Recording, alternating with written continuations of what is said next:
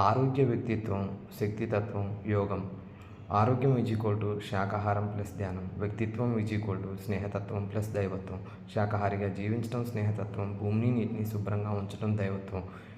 ఈ కింది చూపించిన 5 మార్గాలలో ప్రకృతి సహజ జీవన మార్గం, ఆరోగ్యం, ఆనందం ఇచ్చే మార్గం శుద్ధ సాత్విక గుణం.